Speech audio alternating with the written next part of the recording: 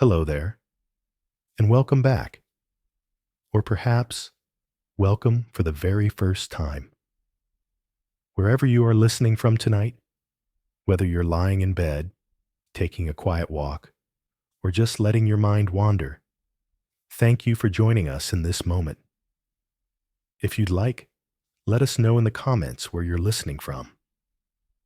I always find it deeply comforting to imagine the constellation of all of us, tiny dots of light scattered across the planet, sharing this moment of calm together.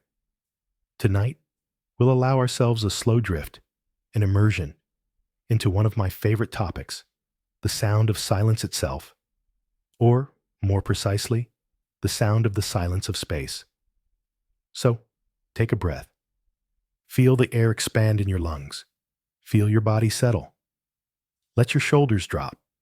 Allow the tension to dissolve into the chair or the pillow. And let's begin. The void's revelation. The stillness we cannot comprehend. When we try to summon the idea of silence, what we actually summon is the absence of human noise. We imagine a forest at dawn, just before the first birds start their chorus. We imagine a city street at 4 in the morning, when only the neon lights seem awake. These are relative silences, human silences, always filled with the small, unavoidable echoes of terrestrial existence. They are not true silence. They are merely quiet. But the silence of space, that is a void of a different nature entirely. It is a quietness so profound, so absolute, that our brains struggle to truly conceptualize it. Our sensory perception, honed by millennia on Earth, simply breaks down at this threshold.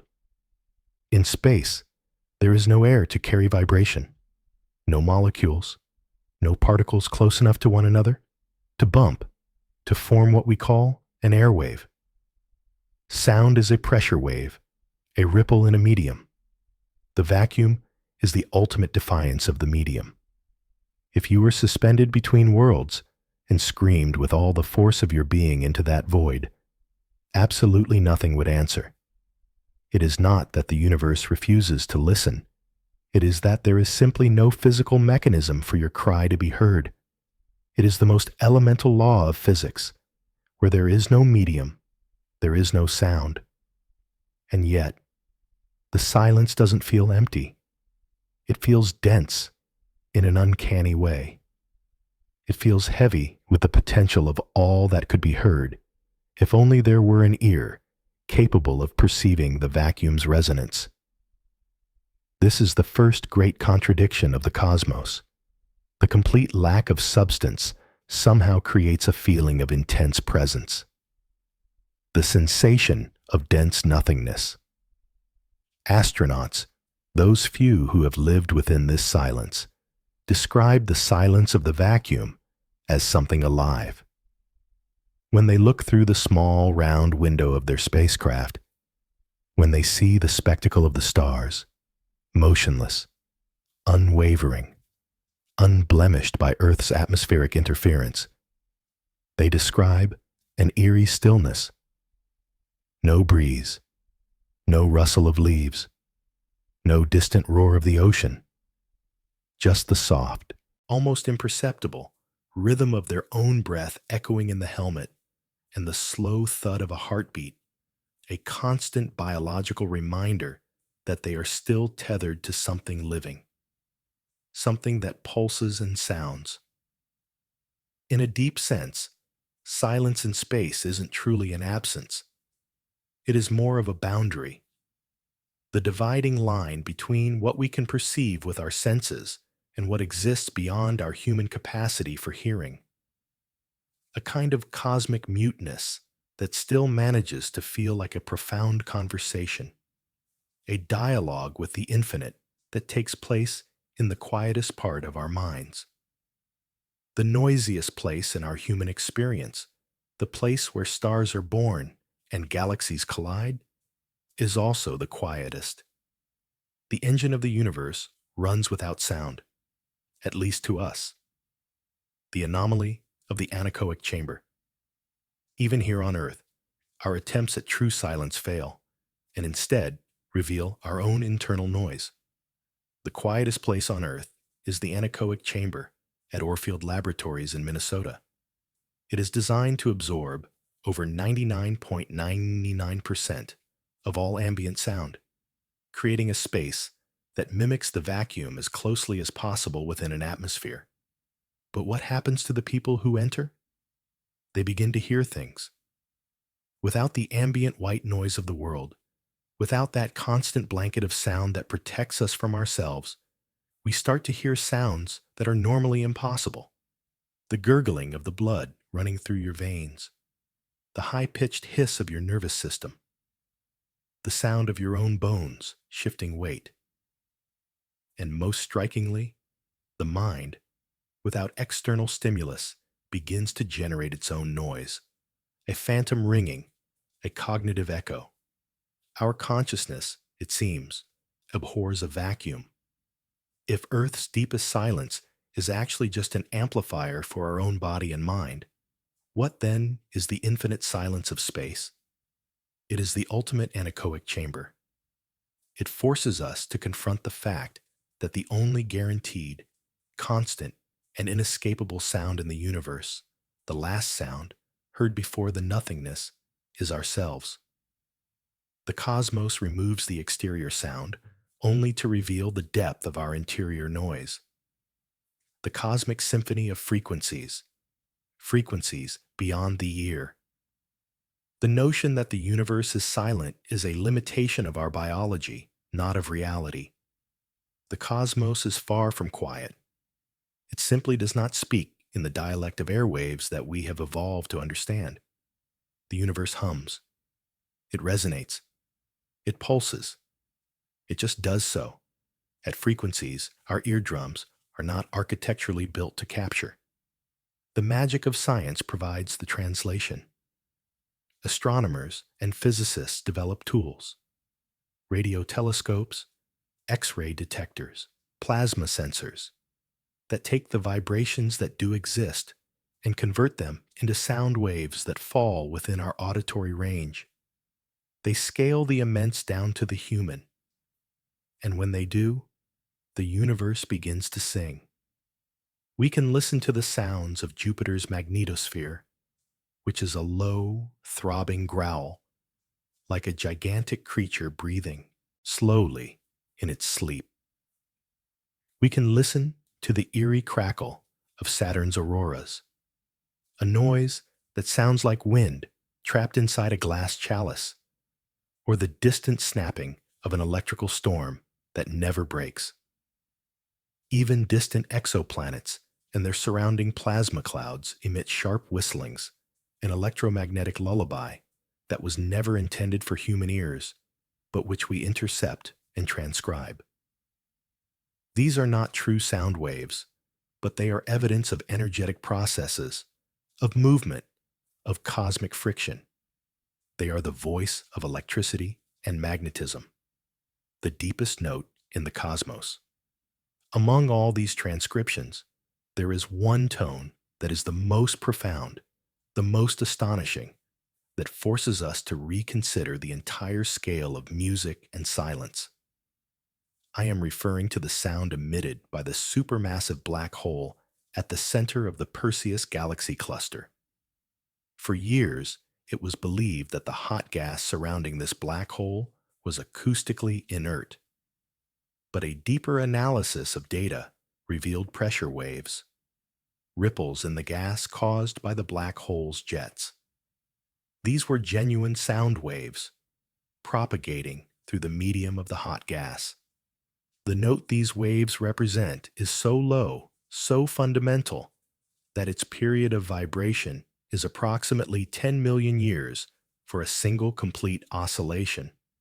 If this note could be perceived directly, it would resonate far below the limits of our hearing, below the infrasound we barely feel. It is a B-flat, 57 octaves below middle C on the piano, the lowest note ever detected in the known universe. The silence was not empty. It was simply too slow for us to perceive. The universe was not mute. It was speaking in a geological tempo, in a language that requires ages to utter a single syllable. The silence of space is merely a consequence of our impatience, our inability to wait 10 million years for the return echo. The ancient whisper, the cosmic microwave background, and then there is the background echo, a whisper that, in a very real sense, is the oldest sound in existence. The cosmic microwave background, or CMB, is the light left over from the Big Bang. We perceive it as a gentle rain of microwaves, a constant low-level static. Scientists have taken the fluctuations of pressure and density in the primordial plasma, the material that filled the universe for the first 380,000 years, and transposed them into sound. Before that time, the universe was a thick, noisy fog. When it cooled, that vibration froze. What you hear is a dense, guttural roar. It is the sound of the universe being born, the sound of matter and energy first struggling to find form. This gentle hum, the CMB, is the universe's memory. It is a subtle, quiet, constant reminder that even in the stillest moment, we are inheritors of a cosmic noise. We carry the memory of that primordial roar, muffled and stretched over 13 billion years of silence, but still undeniably present. The silence of space is an illusion of perception. It is an ocean of sounds that our senses are too limited to register, but which our technology and our imagination can, at times, begin to hear. The rhythm of consciousness, the human encounter with the void, the astronauts who venture out on spacewalks, or EVAs, experience the most profound quiet a human can know. The only path for sound is through their own body and the interior of the helmet. The noise of the space station, the hum of the life support systems, those are the sounds of safety. Outside, that safety net of sound is gone. The only sound left for them to hear is their own breathing, amplified, rhythmic, intimate. It is a sound that becomes a biological metronome, a deeply meditative pulse. It feels like listening to yourself from the inside out. One astronaut reflected that in that profound quiet, you can hear your own blood rushing against your temples. You can hear your heart. You realize that the only sound left in that immense black universe is you.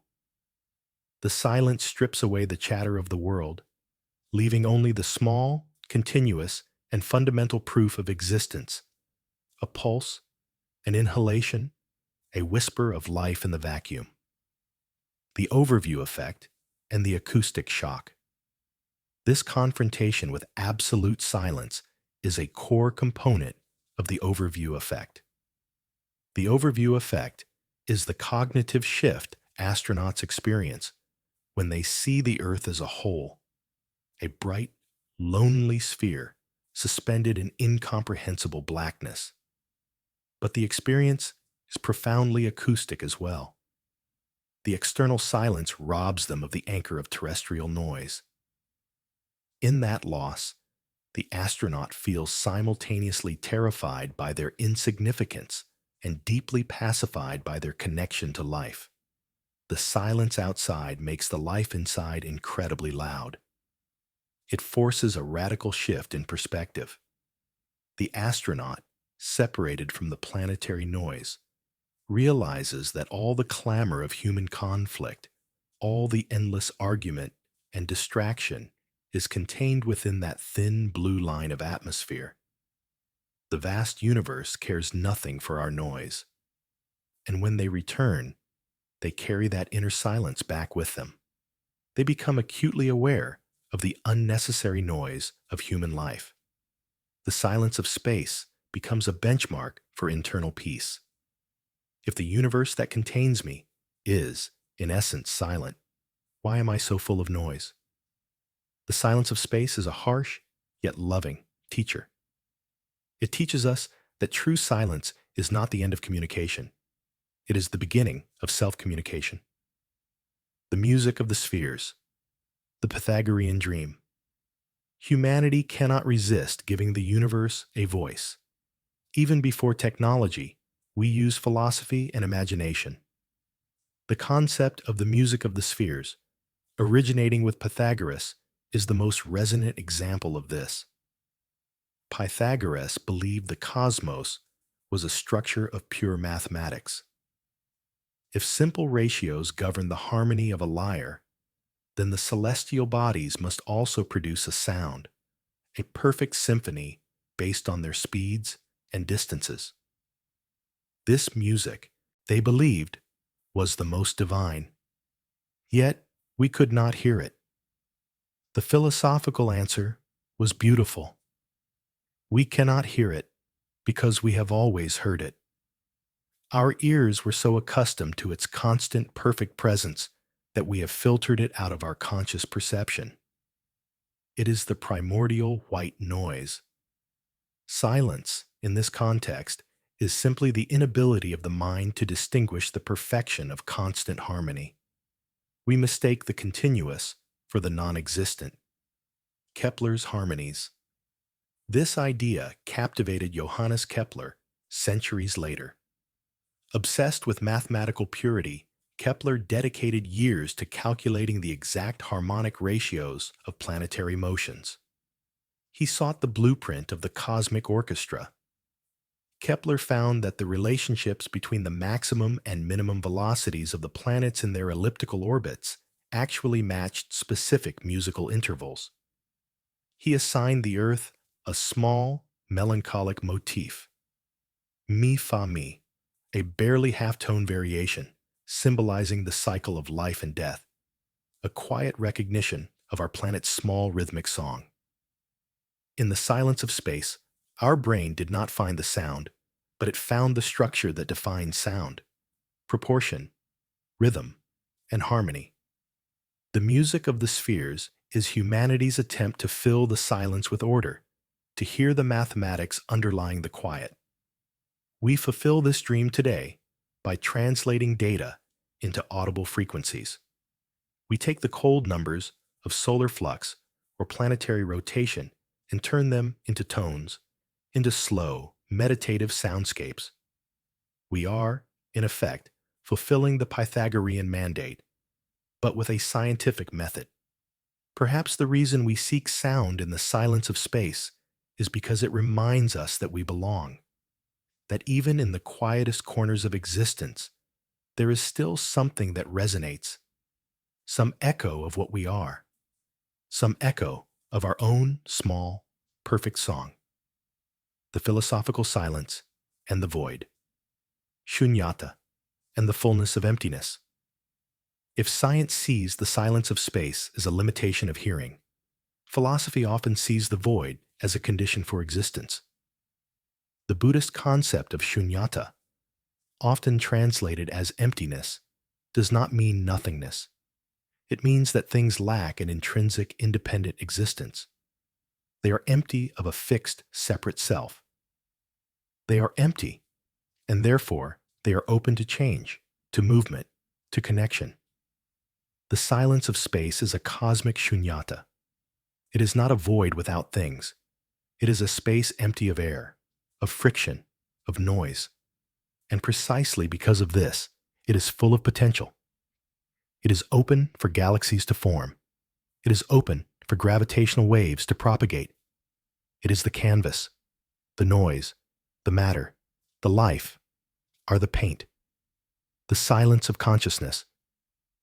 Our mind is a universe of noise, thousands of thoughts per hour, a constant hiss of worries, memories, plans. When we meditate, we seek not to kill the thought, but to find the space between the thoughts. We seek the silence of consciousness. The silence of space gives us a metaphor for this internal liberation. It reminds us that we are not our noises. If the universe that contains me is, in essence, silent, why am I so full of noise? The ultimate confrontation with the silence of the cosmos is the understanding that the void outside is no different from the stillness sought inside. The silence is not a destination, it is the condition of being. Noise in the chaos, astrophysical echoes, the plasma ocean, and true space sound. We've established that sound requires a medium, but the cosmos is not uniformly empty. The space between galaxies is a vacuum, but the space within galaxy clusters is filled with a superhot, tenuous gas called plasma. And within this plasma ocean, sound waves do travel. This is the very medium that allows the black hole in the Perseus cluster to produce its B-flat note. Those jets from the black hole are punching holes and creating ripples, pressure waves, in that hot plasma. It is a genuine acoustic vibration, a sound that is simply scaled far beyond our capacity to perceive. This sound is the energy source, the constant hum that prevents the plasma from cooling and forming stars. The sound of the black hole is not destructive noise. It is a sustaining tone, preventing collapse, upholding the structure of the cluster. The cosmic silence, it seems, is a finely tuned vibration of existence, the sound of space-time warping. And then there is the deepest, most fundamental noise of all, the sound of gravity itself. The detection of gravitational waves by the LIGO Observatory in 2015 was the moment humanity first heard the structure of space-time. Gravitational waves are ripples in the fabric of the universe, caused by the most violent events, like the collision of two black holes or two neutron stars. When scientists translate these waves into the audible range, they hear a short, sharp chirp. This is the sound of space-time itself being squeezed and stretched. It is not sound transmitted through matter, but the sound of pure geometry in motion. It is the sound of the universe ringing like a giant bell after being struck by two colossal cosmic bodies. In the vacuum, there is no sound. Yet the vacuum itself has a voice when it is stressed by extreme mass. It is a fleeting whisper, a single chirp of immense power, followed by an immediate return to the profound quiet. The silence is broken only by the catastrophes that redefine reality. Silence on other worlds. Mars, the muffled air. The silence of space is total. But what about the near silence of other planetary atmospheres? Mars, with its atmosphere about 100 times thinner than Earth's, provides a unique acoustic environment. When NASA's Perseverance rover recorded the sounds of Mars, it confirmed a bizarre reality. Sound on Mars is different. Because the Martian atmosphere is mostly carbon dioxide and is extremely thin, sound travels about 10 miles per hour slower than on Earth. But more importantly, high-pitched sounds are absorbed much more quickly. If you stood on Mars and spoke, your voice would sound muffled, quiet, and strangely distant, even to someone standing close by. If you listened to the Martian wind, it would be a low, subsonic rumble, the high-frequency whistle stripped away. The silence of the cosmos is total. The quiet of Mars is filtered. It is the silence of an environment that rejects the frequencies that define human conversation. The moon, the perfect near silence. The moon, unlike Mars, has no atmosphere whatsoever. It is the ideal acoustic vacuum, only 250,000 miles away. The Apollo astronauts experienced the full shock of this perfect near silence. When they walked on the surface, the only sound was their own breathing, their heartbeats, and the grinding of the regolith, moon dust, on their boots, amplified by the rigid structure of their suits. It is a silence so complete that it becomes its own kind of claustrophobia. The external world the landscape, the sky, the sun, it all becomes visually overwhelming because there is no ambient noise to soften the edges of reality. The silence of the moon is a psychological amplifier. It forces the mind into a state of hyper-awareness where every internal sound and every minor mechanical noise of the suit becomes a life or death signal. It is a terrifying stillness, yet one that, for many astronauts, was the most profound experience of their lives. The quiet was a mirror. The biology of silence, the auditory cortex, and the noise filter. Our perception of silence is not a passive event. It is an active biological function of the brain. The human ear and the auditory cortex are not simply detectors of sound. They are highly sophisticated filters of noise. On Earth, our brains constantly filter out the white noise of traffic, air conditioning, and distant murmurs.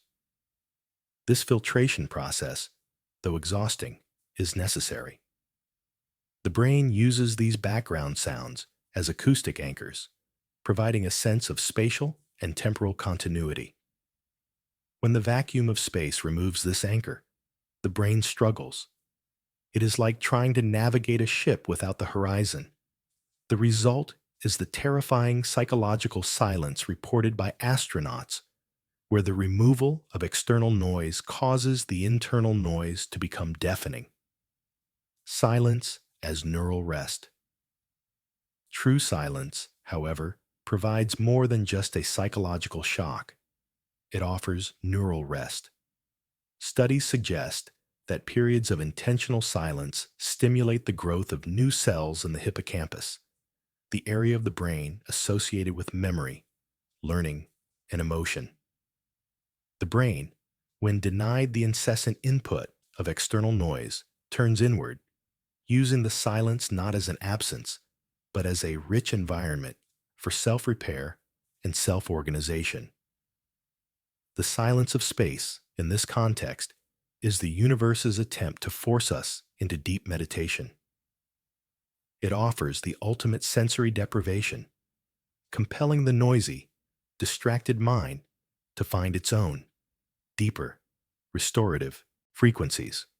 We hear our own wisdom only when the outside clamor ceases entirely. Silence as pure transmission. The great paradox of the vacuum is that while it rejects sound, it is the perfect conduit for light. Light, electromagnetic radiation, requires no medium to travel. It traverses the cosmos in perfect acoustic silence. The light from a star that explodes billions of light years away reaches us completely unimpeded, having traveled through the ultimate quietude. Light is pure information, transmitted in perfect silence. When we look up at the night sky, we are seeing billions of years of silent transmission. The light we see has journeyed across oceans of vacuum, carrying the image of a galaxy, the spectrum of a star, without ever making a sound. The stars may roar with radiation, but that radiation travels to us in the ultimate quiet. The silence of the vacuum is thus the condition for our visual understanding of the universe. It is the perfect, quiet, unchanging stage upon which the cosmic drama of light and fire is performed. The beauty of visible silence. The vastness of space may be acoustically silent, but it is visually dense. Yet because the sound is absent, the light becomes the dominant, overwhelming sense. We perceive the universe as beautiful, not just because of the objects within it, but because of the vast, quiet blackness between them. That blackness, that visual manifestation of the void, is the silence made visible. The silence protects the light. It prevents the sound waves from scattering the information carried by the photons. The universe uses silence as the ultimate language preservative, ensuring that the light, the oldest form of memory, reaches us intact. The quiet in the smallest places, quantum silence and uncertainty. If the largest silence is the cosmic vacuum, where is the quiet found in the smallest dimensions of reality? At the quantum level, the very idea of absolute silence breaks down. Werner Heisenberg's uncertainty principle dictates that there is always an inherent, unpredictable fluctuation in energy, even in what we define as the perfect vacuum. The quantum vacuum is not empty. It is a sea of activity, constantly bubbling with virtual particles that pop into and out of existence in fleeting moments. This is the noise of creation, a constant, low-level hum of potentiality that underlies all matter. The paradox is complete. The largest scale of reality, the intergalactic void, is defined by its acoustic silence, while the smallest scale, the quantum void, is defined by its energetic noise, the hum of existence. This quantum noise, this uncertainty, is the engine of existence. If the quantum vacuum were truly silent, truly empty, there would be no energy fluctuations, no virtual particles, and thus no mechanism for reality to spontaneously form. The silence of space is therefore a carefully managed system of paradoxes. It is acoustically silent, but gravitationally noisy, visually quiet, but electromagnetically dense, large scale, empty but small scale, full of chaotic, bubbling energy. The cosmic silence we seek is not the absence of all things, but the harmonious balance between these competing cosmic frequencies. The hum of the universe is simply the uncertainty of existence, the gentle vibration of a system that is fundamentally dynamic and alive. Silence and the end of time. The universe's final exhale. Everything in the universe makes noise, in one way or another, until it doesn't. Stars burn and roar with radiation. Galaxies collide, sending ripples of energy through space-time. But slowly, over unimaginable spans of time, everything will fade. The stars will exhaust their fuel, turning into white dwarfs, neutron stars, and black holes. Eventually, even the black holes will evaporate through Hawking radiation, a process that takes more time than the universe has currently existed. The universe will stretch into stillness, a vast, cold expanse of quiet. Physicists call it heat death. But the phrase does not quite fit. It is not death. It is rest. A long, eternal pause after the symphony has played its final note. The silence of space today is temporary, punctuated by explosions and gravitational waves. The silence of the deep future is absolute, the triumph of the void. The most profound silence is the silence of the cosmic graveyard. In this ultimate quiet, all the echoes will have faded. The cosmic microwave background, that ancient whisper of the Big Bang, will be stretched by expansion until it is too faint to detect. The last star will have died. The last black hole will have dissolved. All that will remain are cold, widely dispersed particles moving at random in a sea of absolute vacuum. This is the final, perfect shunyata, a universe that is finally empty in every sense. No heat, no light, no sound, no structure. The triumph of the void. If you think about it long enough, it is not frightening. It is peaceful. A cosmic exhale that never ends. A silence so complete, it becomes its own kind of music. The music of ultimate rest. The silence of the universe today is merely the prelude to the ultimate quiet, art and the sound of attention. John Cage and the Quiet Revolution.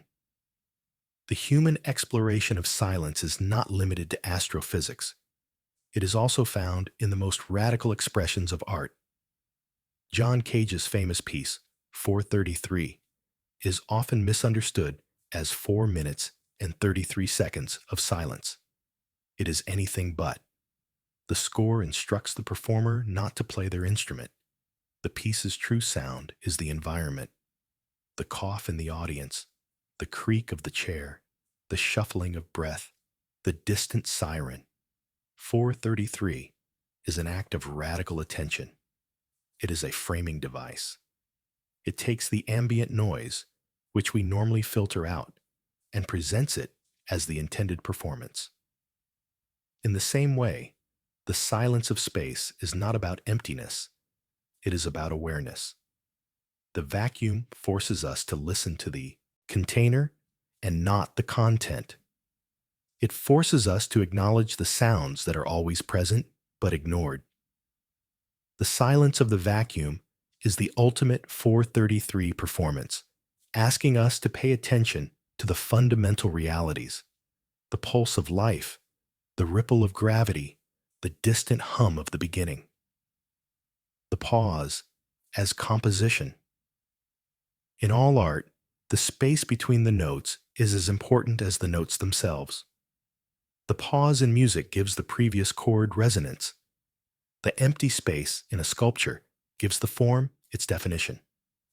The negative space in a painting allows the eye to rest and perceive the subject. Silence is a compositional element, not an absence. The silence of space is the necessary pause in the cosmic symphony. It is the blank page between chapters.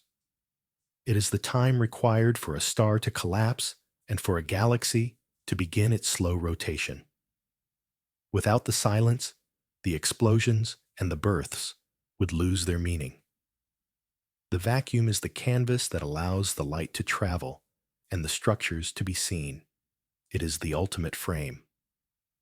Inner silence and the return home. The universal anchor. We have traveled through the quiet of the cosmos, from the philosophical void to the acoustic chaos of black holes. But the final destination of this journey is always within. The profound stillness of the cosmos serves as the ultimate anchor for our frantic minds. The silence of the cosmos and the silence of the mind are not two separate things. They are two sides of the same condition of being. The journey was not to find silence in space, but to use the space's silence to find the quiet that is already within. The truth is, we do not need a billion-dollar spacesuit or a radio telescope to experience the cosmic quiet. We only need to stop filtering the noise of the world and start listening to the echoes inside. The ultimate confrontation is to realize that our inner chaos is a choice. We choose to amplify the superficial noise of worry and distraction, rather than the profound quiet of our own existence. The acoustic signatures of star death. The lighthouse chirp. If the black hole in Perseus provides the deepest note, then the pulsars provide the fastest, most relentless rhythm in the universe. A pulsar is a highly magnetized, rapidly rotating neutron star. It is the core of a massive star that has collapsed after a supernova explosion. They are so dense that a spoonful of their material would weigh billions of tons. As these stars spin, they emit beams of intense electromagnetic radiation, typically radio waves, from their magnetic poles. If these beams sweep across Earth, like a lighthouse, our radio telescopes pick up a regular, precise pulse. When these radio pulses are translated into the audible range, a process known as sonification, they sound like a constant rhythmic chirp or click. For some, it is an unsettling sound, a ticking clock that has no hands, moving at dizzying speeds. The fastest known pulsars can spin hundreds of times per second, creating a high-pitched, almost maniacal whine. The precision of these clicks is what makes them profound. They are the most accurate clocks in the universe, more stable than any atomic clock we have on Earth. The silence of the cosmos is punctured by this cosmic metronome, a reminder that the most violent deaths in the universe leave behind perfect, predictable order. The sound of a pulsar is the sound of extreme precision echoing from the chaos of collapse. Nebulae, whispers in the cosmic gas. Nebulae, the gigantic clouds of gas and dust where stars are born and die, offer a different kind of sound. While the space within a nebula is mostly a vacuum, the gas itself is dense enough that pressure and shock waves can travel through it. These waves are effectively sound. When a dying star, a supernova, explodes near a nebula, it sends a powerful shock wave outwards. This wave creates a sudden, massive increase in pressure in the surrounding gas. Astronomers track this expansion, and when they translate the movement of that shock front into sound, we hear a deep, slow boom, followed by an eerie, sustained rumble. This rumble is the sound of the nebula vibrating, a giant slow-motion gong struck once, ringing for millennia. The frequency is usually extremely low, measured in vibrations per century, but once accelerated into our hearing range, it becomes the voice of creation and destruction.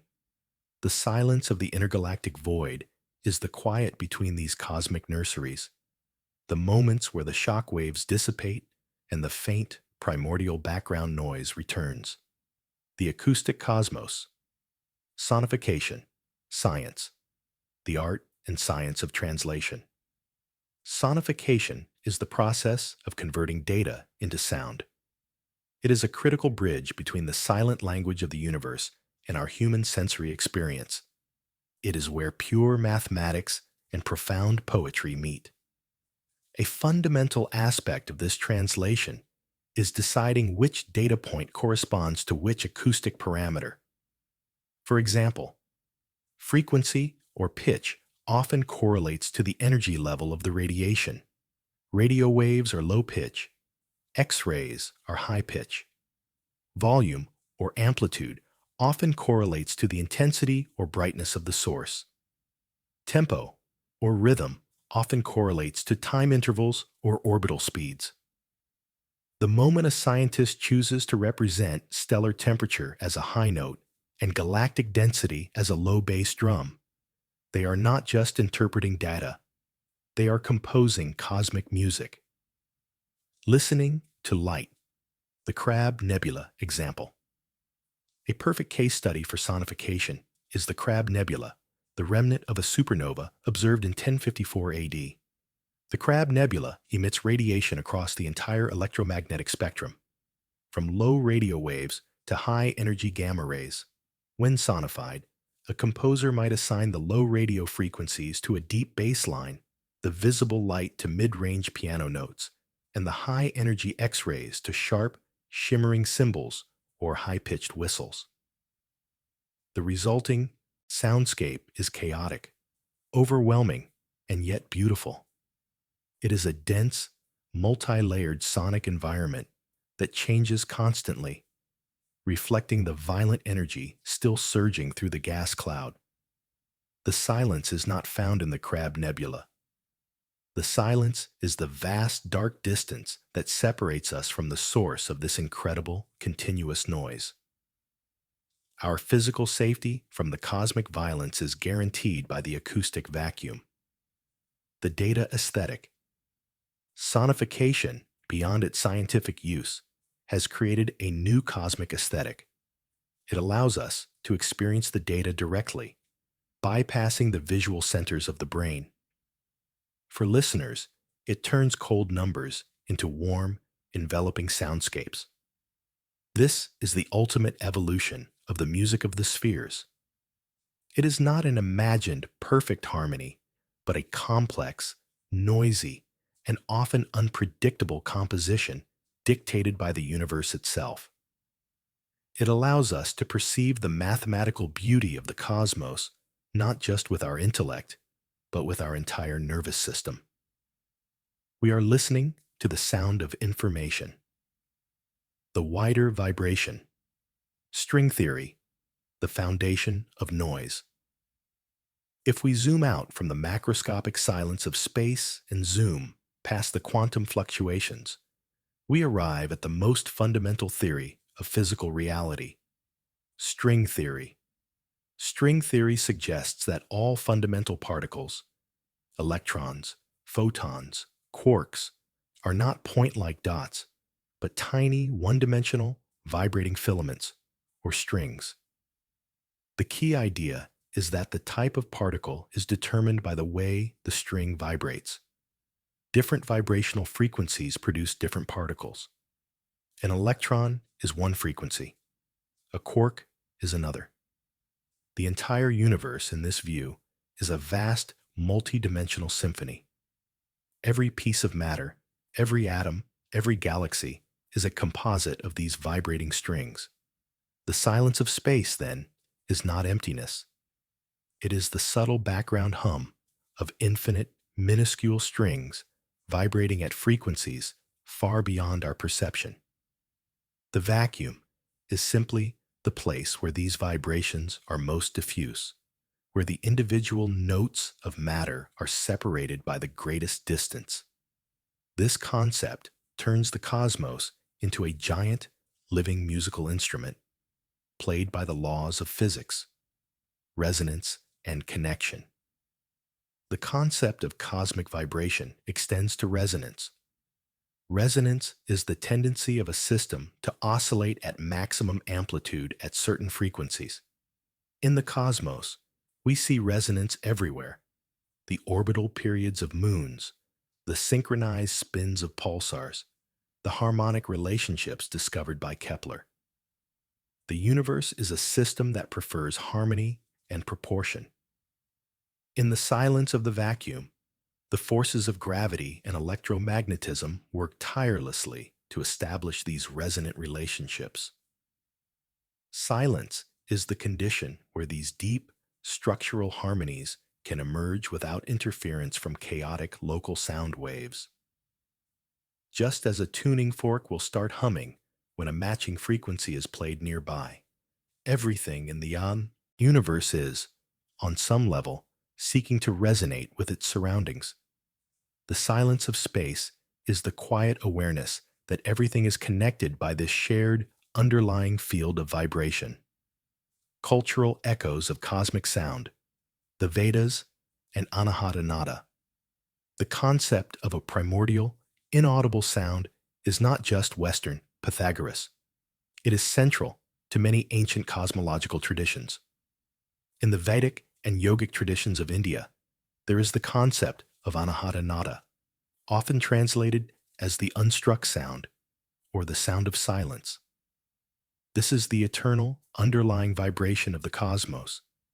It is not produced by the collision or friction of any objects, hence unstruck, but is the fundamental hum of consciousness and existence itself.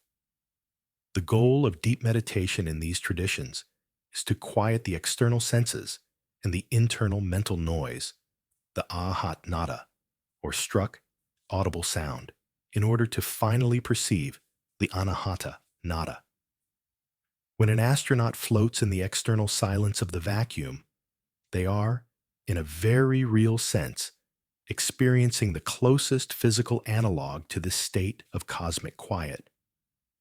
They are forced to listen for the unstruck sound within their own being, the fundamental pulse of life that remains when all external friction is gone. The silence of space is a powerful cross-cultural metaphor for spiritual awakening. It is the void that must be entered to perceive the foundational truth. Creation by word, the logos, and the primeval speech. Many creation myths across the world describe the universe being formed not by light or heat, but by sound or speech.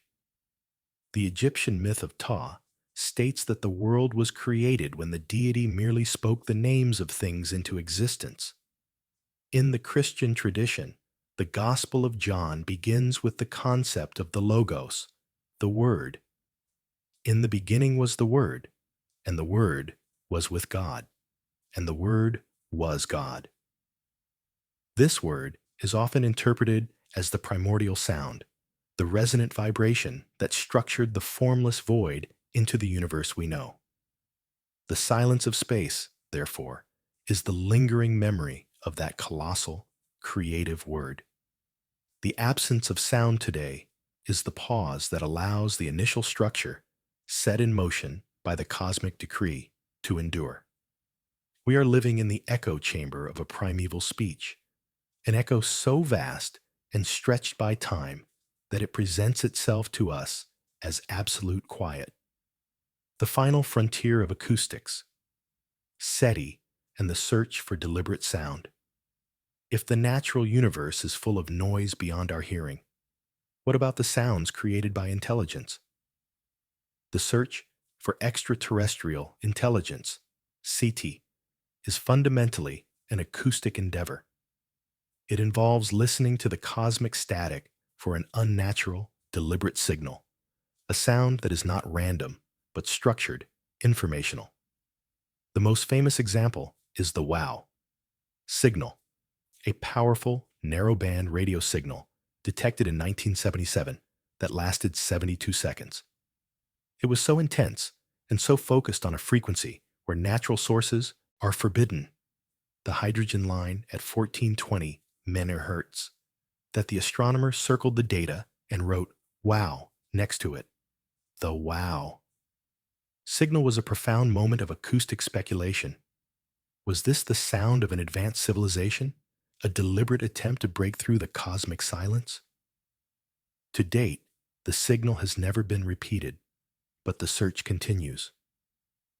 SETI is listening for a very specific type of sound, one that cannot be explained by pulsars, nebulae, or black holes. They are listening for intention. The silence of space is the vast canvas upon which we hope to detect that single, perfect, meaningful mark of another mind. The true significance of the vacuum is the expectation that one day it will be broken by a voice that is not our own, the sound of the human journey.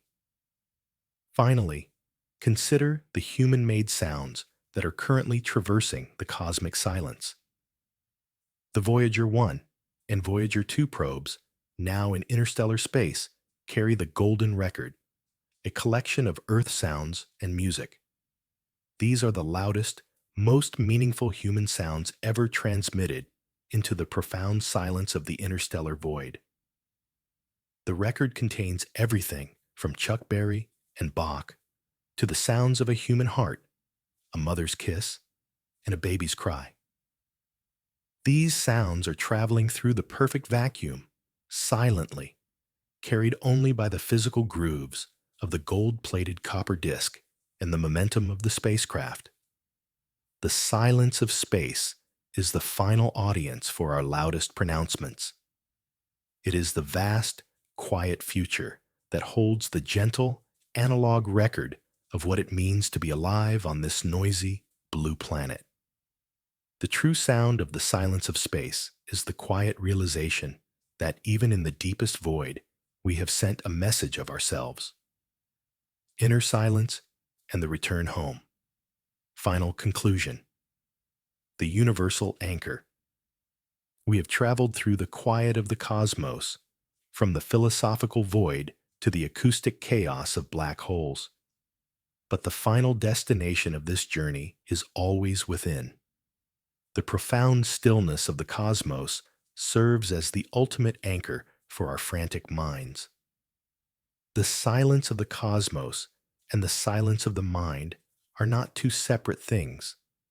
They are two sides of the same condition of being. The journey was not to find silence in space, but to use the space's silence to find the quiet that is already within. The truth is, we do not need a billion-dollar spacesuit or a radio telescope to experience the cosmic quiet. We only need to stop filtering the noise of the world and start listening to the echoes inside. The ultimate confrontation is to realize that our inner chaos is a choice. We choose to amplify the superficial noise of worry and distraction rather than the profound quiet of our own existence, carrying the quiet. And so, as we return from this long drift through the silence of space, let us carry this quiet with us. The quiet is not something to escape. It is something to visit, to listen to learn from. For somewhere inside each of us, there is a kind of inner space too, vast, still, full of echoes we haven't yet allowed ourselves to hear. And maybe, just maybe, if we are quiet enough, if we pause our internal narrative, we can hear the gentle hum of our own universe within. We can hear the steady rhythm of the life we contain. We can hear the quiet voice of our own purpose, unburdened by the external clamor. There is always more to explore, softly, quietly, one thought at a time. Thank you for being here tonight. Good night.